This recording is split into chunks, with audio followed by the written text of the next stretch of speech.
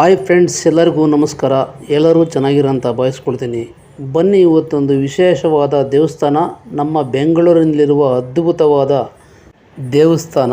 ಅದು ಯಾವುದು ಅಂದರೆ ಬೆಂಗಳೂರಿಗೆ ಪ್ರಖ್ಯಾತವಾದ ಪ್ರಸಿದ್ಧವಾದ ದೇವಸ್ಥಾನ, ನಮ್ಮ ಕರ್ನಾಟಕಕ್ಕೂ ಪ್ರಖ್ಯಾತವಾದ ದೇವಸ್ಥಾನ. ಅದು ಬೆಂಗಳೂರಿನ ಮೆಜೆಸ್ಟಿಕ್ನಲ್ಲಿದೆ.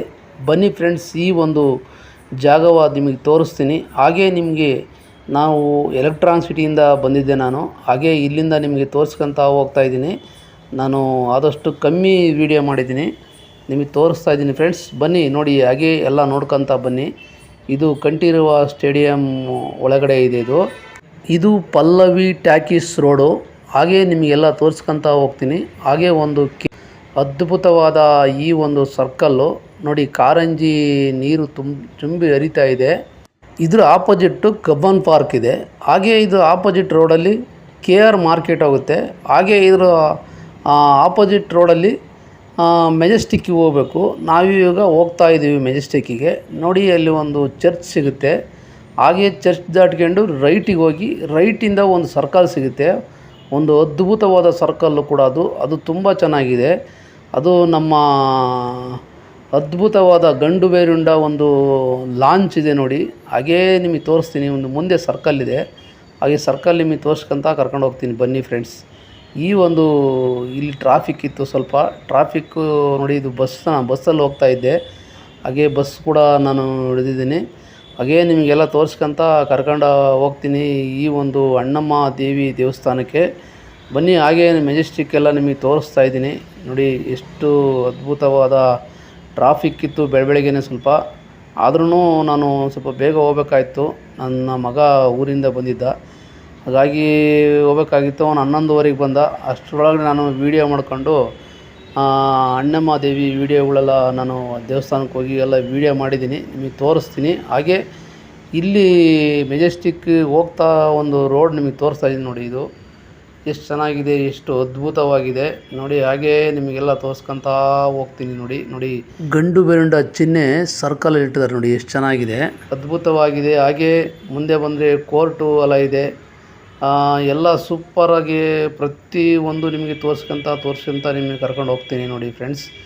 ಬನ್ನಿ ಫ್ರೆಂಡ್ಸ್. ಈ ಒಂದು ಮೆಜೆಸ್ಟಿಕ್ ಹೋಗ್ತಾ ಎಷ್ಟು ಹಸಿರು ಇದೆ ಅಂದರೆ ತುಂಬ ಚೆನ್ನಾಗಿ ಹಸಿರು ಇದೆ. ಹಸಿರುಗಳನ್ನೆಲ್ಲ ನಿಮಗೆ ತೋರಿಸ್ಕೊಂತ, ಹಸಿರು ಗಿಡಗಳೆಲ್ಲ ತೋರಿಸ್ಕೊಂತ ನಿಮಗೆ ಕರ್ಕೊಂಡು ಹೋಗ್ತೀನಿ.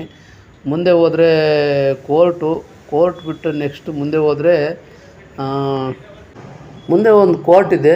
ಕೋರ್ಟೆಲ್ಲ ನೋಡ್ಕೊತ ಹಾಗೆ ಒಂದು ನಮ್ಮ ಬೆಂಗಳೂರಿನ ಜಲಮಂಡಳಿ ಒಂದು ಬಿಲ್ಡಿಂಗ್ ಇದೆ, ಅದು ಕೂಡ ನಿಮಗೆ ತೋರಿಸ್ಕೊತ ಹೋಗ್ತೀನಿ. ಹಾಗೇ ಎಲ್ಲ ನಿಮಗೆ ತೋರಿಸ್ಕೊತ ಮುಂದೆ ಹೋಗ್ತೀನಿ ನಾನು. ಬನ್ನಿ ಫ್ರೆಂಡ್ಸ್. ಈ ಒಂದು ಅದ್ಭುತವಾದ ಬೆಳಗಿನ ದಿನ ಇವತ್ತು, ಹಾಗಾಗಿ ನಿಮಗೆ ತೋರಿಸ್ತಾ ಇದ್ದೀನಿ.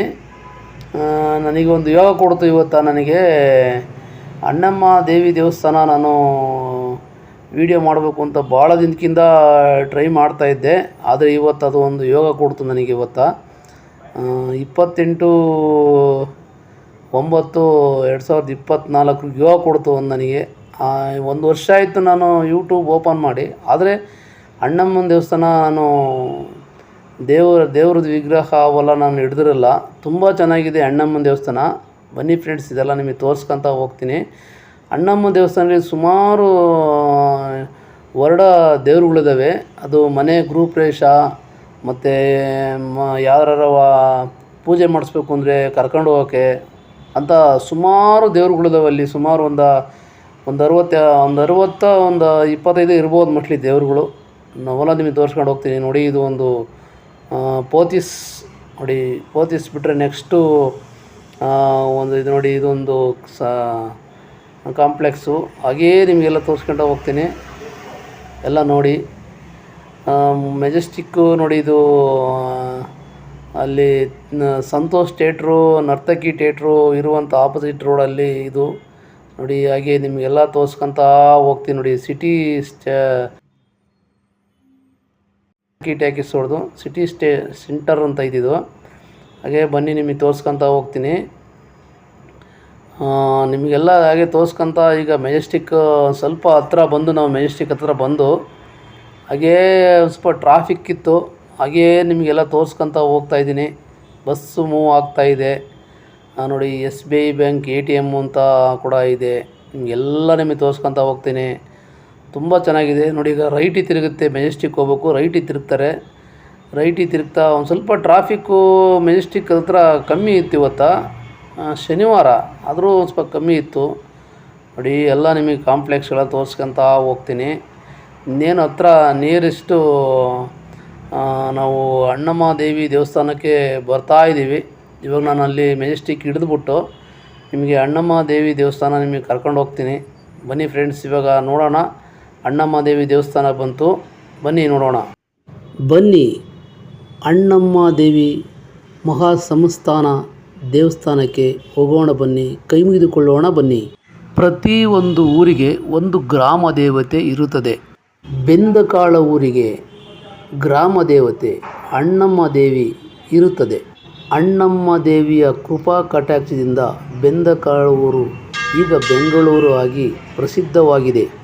ಅಣ್ಣಮ್ಮ ದೇವಿಯ ಒಂದು ಅದ್ಭುತವಾದ ಚರಿತ್ರೆಯನ್ನು ನೀವು ತಿಳಿದುಕೊಳ್ಳಲೇಬೇಕು. ಸುಮಾರು 500 ವರ್ಷಗಳ ಹಿಂದೆ ದೇವಾಲಯ ಇರುವಂಥ ಸ್ಥಳದಲ್ಲಿ ದೊಡ್ಡದಾದ ಒಂದು ಕಾಡು ಇತ್ತು. ದೊಡ್ಡದಾದ ಕಾಡಿನಲ್ಲಿ ಒಂದು ಹಣ್ಣಿನ ತೋಟವಿತ್ತು. ಈ ಕಾಡಿನಲ್ಲಿ ಮುನಿಸ್ವಾಮಪ್ಪ ನಡೆದುಕೊಂಡು ಹೋಗುತ್ತಿರುವಾಗ ಒಂದು ಹಣ್ಣಿನ ಮರದಲ್ಲಿ ದೇವಿ ಮಾತಾಡಿದ ರೀತಿ ಕೇಳಿತು. ಆಗ ಇಲ್ಲಿ ದೇವಿಯ ಶಕ್ತಿ ಇದೆ ಎಂದು ಮುನಿಸ್ವಾಮಪ್ಪರು ತನ್ನ ಊರಿನ ಒಳಿತಿಗಾಗಿ ಒಂದು ದೇವಸ್ಥಾನವನ್ನು ಕಟ್ಟಿಸಿದರು. ತನ್ನ ಸಮುದಾಯದ ಒಳಿತಿಗಾಗಿ ಒಂದು ದೇವಸ್ಥಾನವನ್ನು ಕಟ್ಟಿಸಿದರು. ದೇವರನ್ನು ಪೂಜಿಸಲು ಆರಂಭಿಸಿದರು. ನಂತರ ದಿನಗಳಲ್ಲಿ ಅಣ್ಣು ಅಮ್ಮ ಆಗಿರುವ ದೇವರು ಅಣ್ಣಮ್ಮನಾಗಿ ಪ್ರಚಲಿತವಾಗಿತ್ತು. ನಗರ ಸುರಕ್ಷಿತವಾಗಿರಲು ಮತ್ತು ದುಷ್ಟ ಶಕ್ತಿಗಳಿಂದ ಪಾರಾಗಲು ಮಾತೆ ಅಣ್ಣಮ್ಮ ದೇವಿಯನ್ನು ಪೂಜಿಸುತ್ತಾ ಮುನಿಸ್ವಾಮಪ್ಪನವರು ದೇವಸ್ಥಾನವನ್ನು ಅಭಿವೃದ್ಧಿಗೊಳಿಸಿದರು. ಹೆಚ್ಚಾಗಿ ಮಕ್ಕಳಿಗೆ ಅನಾರೋಗ್ಯದ ಕಾರಣದಿಂದ ಬಿಸಿಲು ಮಾರಮ್ಮ ಹಾಗೂ ಅಣ್ಣಮ್ಮ ದೇವಿಗೆ ಜನರು ಹರಕೆ ಕಟ್ಟಿಕೊಳ್ಳುತ್ತಾರೆ.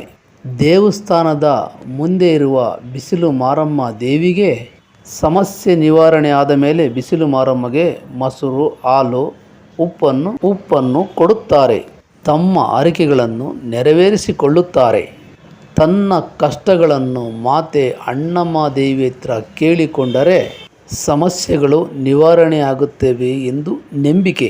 ಈ ಅಣ್ಣಮ್ಮ ದೇವಿಗೆ ವಿಶೇಷವಾದ ಪೂಜೆ, ಅಮಾವಾಸ್ಯೆ, ಪೌರ್ಣಮಿ ಒಂದು ಅದ್ಭುತವಾದ ಪೂಜೆ ಇರುತ್ತೆ. ಅದು ಮಂಗಳವಾರ ಹಾಗೂ ಶುಕ್ರವಾರ ವಿಶೇಷ ಪೂಜೆಯು ಕೂಡ ಇರುತ್ತದೆ. ಇಲ್ಲಿ ಬೆಳಗ್ಗೆ 6ರಿಂದ 7ರವರೆಗೂ ದೇವಿಯನ್ನು ನಾವು ನೋಡಬಹುದು. ಗುಡಿ ಕೂಡ ಓಪನ್ ಇರುತ್ತದೆ, ದೇವಸ್ಥಾನ ಓಪನ್ ಇರುತ್ತದೆ. ಅಣ್ಣಮ್ಮ ದೇವಸ್ಥಾನದಲ್ಲಿ ಯಾರು ಗೃಹ ಪ್ರವೇಶ ಹಾಗೂ ಮನೆಯಲ್ಲಿ ಏನಾದರೂ ತೊಂದರೆ ಇದ್ದರೆ ದೇವರನ್ನ ಕರ್ಕೊಂಡೋಗಿ ಪೂಜೆ ಮಾಡಿಸ್ತಾರೆ ನೋಡಿ. ಎಲ್ಲ ಇಲ್ಲಿ ಹೊರಡುವ ಸುಮಾರು ದೇವರುಗಳಿವೆ. ಈ ದೇವಸ್ಥಾನದಲ್ಲಿ ಒಳಗಡೆ ಒಂದು ಅದ್ಭುತವಾದ ವಿಗ್ರಹ ಉಳ್ಳ ದೇವಿ ಇದೆ. 3 ದೇವಿಯ ಪಕ್ಕದಲ್ಲಿ ಒಂದು ಸೆಂಟ್ರಿನಲ್ಲಿ ಒಂದು ದೇವಿ ಇದೆ. ಅಣ್ಣಮ್ಮ ದೇವಿ ಅದ್ಭುತವಾದ ದೇವಿ ಇದೆ.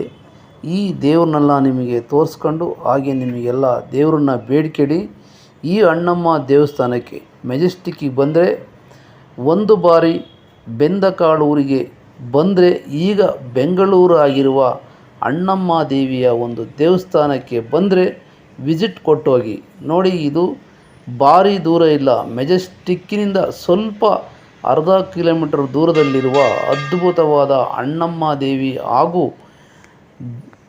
ಬಿಸಿಲು ಮಾರಮ್ಮ ದೇವಿ ಇದೆ. ಇಲ್ಲಿ ಮಕ್ಕಳಿಗೆ ಅದ್ಭುತವಾದ ಕಷ್ಟವನ್ನು ನಿವಾರಣೆ ಮಾಡುವ ಬಿಸಿಲು ಮಾರಮ್ಮ ಅಣ್ಣಮ್ಮ ದೇವಿಯನ್ನು ಬೇಡಿಕೊಳ್ಳಿ ಅಂತ ನಿಮಗೆಲ್ಲರಿಗೂ ಕೇಳ್ಕೊಳ್ತಾ ಇದ್ದೀನಿ.